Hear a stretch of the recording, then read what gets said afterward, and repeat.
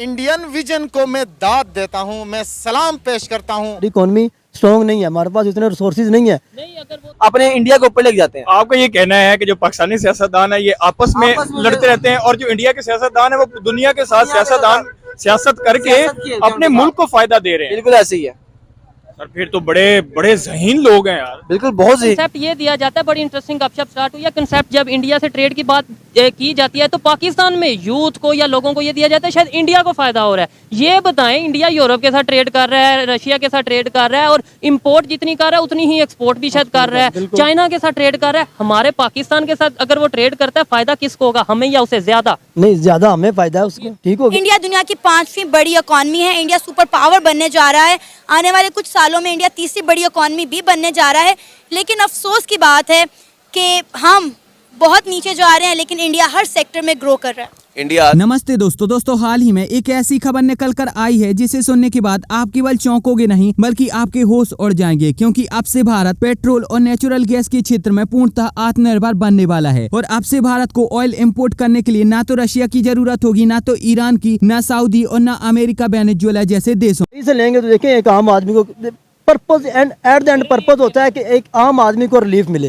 Layman जो person है ना, उसको रिलीफ मिलना चाहिए। ठीक है, आप अगर गवर्नमेंट की बात करें, आप पाकिस्तानियों से मोहब्बत करते हैं तो मोहब्बत का जो सबसे बड़ा एलिमेंट ये है कि आप रिलीफ दें। आप मोहब्बत कैसी करते हैं कि आप पेट्रोल भी महंगा कर देते हैं, आटा भी महंगा कर देते हैं और दूसरे नंबर पे आप ये कहते हैं जो इंडिया के साथ ट्रेड की बात करेगा वो शायद गद्दार हो जाएगा। ये कंसेप्ट कैसे चेंज होगा, होना चाहिए, नहीं होना चाहिए? मतलब अब दरअसल आज से कुछ दिनों पहले यह न्यूज निकल कर आई थी कि अंडमान निकोबार आइलैंड में नेचुरल गैस और कच्चे तेल के भरपूर भंडार के बारे में पता चला है और अलग अलग कंपनियों द्वारा अंडमान निकोबार आइलैंड पर कच्चे तेल के बारे में पुख्ता जानकारी निकाली जा रही है और यहाँ पर सर्वे फिलहाल जारी है। यह सर्वे पिछले साल नवंबर माह में शुरू हुआ था और अब यह सर्वे अपने अंतिम चरण पर पहुँच चुका है। हालांकि जो अंडमान निकोबार आइलैंड में टोटल कच्चे तेल की मात्रा है वो तो ये सर्वे कम्प्लीट हो जाने के बाद ही पता चलेगा, लेकिन फिलहाल ये बताया जा रहा है कि अंडमान निकोबार आइलैंड में तकरीबन 19 बिलियन टन ऑयल मौजूद है, जिसमें से तकरीबन 7.4 बिलियन टन ऑयल के बारे में सारी पुख्ता जानकारी निकाल ली गई है। और यहाँ पर ये जो मैंने कच्चे तेल का नंबर बताया है, ये तेल कितना ज्यादा है ये सुनकर आपके पैरों तले की जमीन खिसक जाएगी। जी हाँ दोस्तों, ये इतनी बड़ी मात्रा होती है कि अगर आने वाले 70 सालों तक भारत पूरी तरह से पेट्रोल पर निर्भर होता है तो भारत को दुनिया के किसी भी देश से पेट्रोल की एक भी बूंद खरीदनी नहीं पड़ेगी। और इतना ही नहीं, भारत यहाँ से ऑयल निकाल कर केवल खुद की ही जरूरत पूरी नहीं कर सकता, बल्कि भारत इस ऑयल को निकाल कर दूसरे देशों में बेच भी सकता है और यहाँ पर सऊदी जैसे बिजनेस करके बहुत सारा पैसा भी कमा सकता है।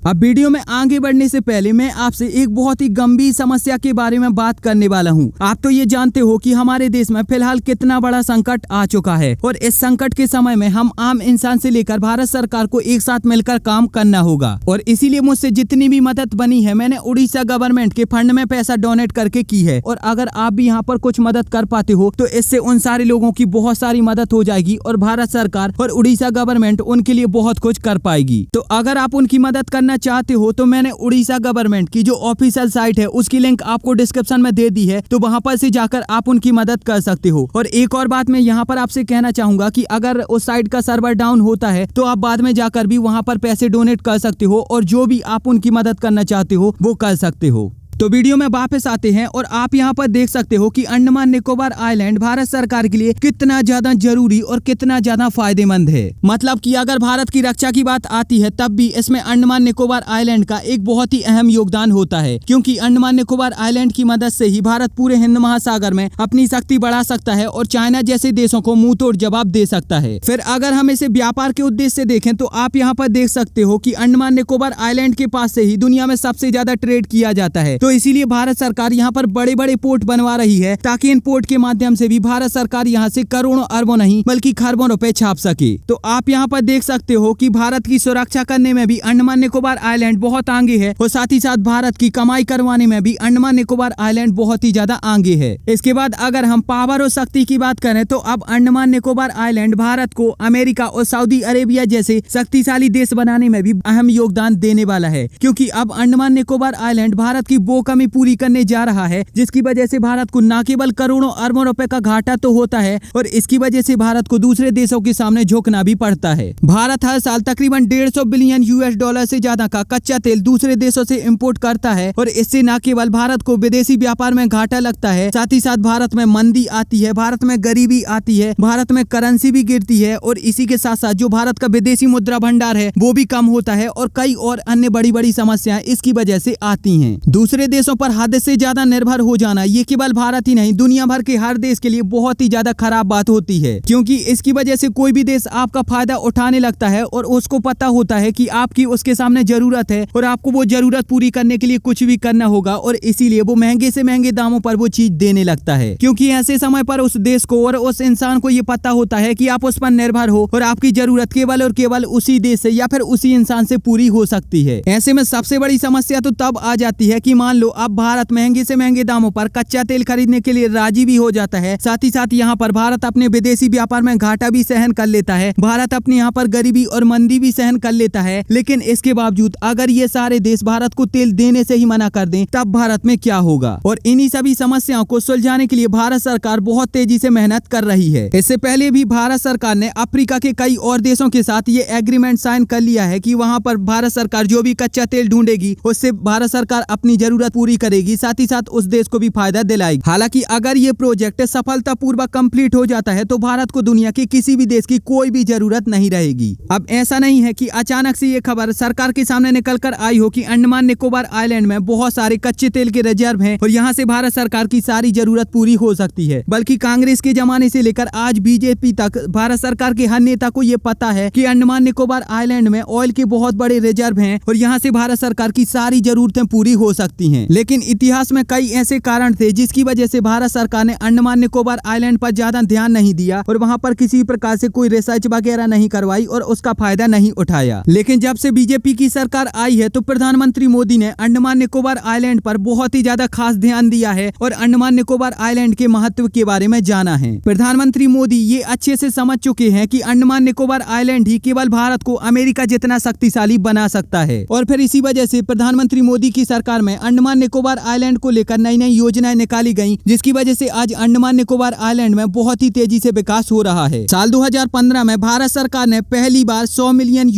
की इन्वेस्टमेंट अंडमान निकोबार आइलैंड के विकास के लिए की थी। फिर इसके बाद साल 2018 में प्रधानमंत्री मोदी जी द्वारा अंडमान निकोबार आइलैंड में इंटरनेट कनेक्टिविटी, टूरिज्म और एनर्जी को लेकर कई बड़े बड़े प्रोजेक्ट लॉन्च किए गए। फिर साल 2019 में लॉन्च हुई island coastal regulation zone notification की योजना के तहत अंडमान निकोबार आइलैंड में पोर्ट और हार्बर्स को बनवाने के लिए प्रधानमंत्री मोदी द्वारा जगह अलॉट करने का ये प्रोजेक्ट शुरू किया गया। इतना ही नहीं, साल 2019 में ही प्रधानमंत्री मोदी द्वारा 5,000 करोड़ रुपए का एक defence project Andaman Nicobar island के लिए लागू किया गया था। फिर साल 2022 में भारत सरकार ने Chennai Andaman and Nicobar under sea internet cable बिछाने का प्रोजेक्ट शुरू किया, जिसके तहत अंडमान निकोबार के 7 आइलैंड में हाई स्पीड इंटरनेट पहुंचाई जा सके। तो यहाँ पर आप देख सकते हो कि प्रधानमंत्री मोदी की सरकार अंडमान निकोबार आइलैंड में कितनी तेजी से काम कर रही है और यहाँ पर कितना ज्यादा पैसा खर्च कर रही है। और यही कारण है जिसकी वजह से अगर भारत सरकार अंडमान निकोबार आइलैंड की क्षमता का उपयोग उसके हिसाब से कर लेती है तो शायद अंडमान निकोबार आइलैंड का भारत को दुनिया की सबसे बड़ी अर्थव्यवस्था बनाने में अहम योगदान होगा। खैर, यहाँ पर आपका क्या समझना है? आपको क्या लगता है कि भारत सरकार अंडमान निकोबार आइलैंड को सिंगापुर जैसे डेवलप कब तक कर पाएगी और कर पाएगी या नहीं कर पाएगी? आप अपना जवाब हमें नीचे कमेंट में जरूर बताएं। और लास्ट में मैं आपसे एक बार फिर से कहना चाहता हूँ कि अगर आपसे कोई मदद बनती है तो प्लीज उन लोगों की मदद कीजिए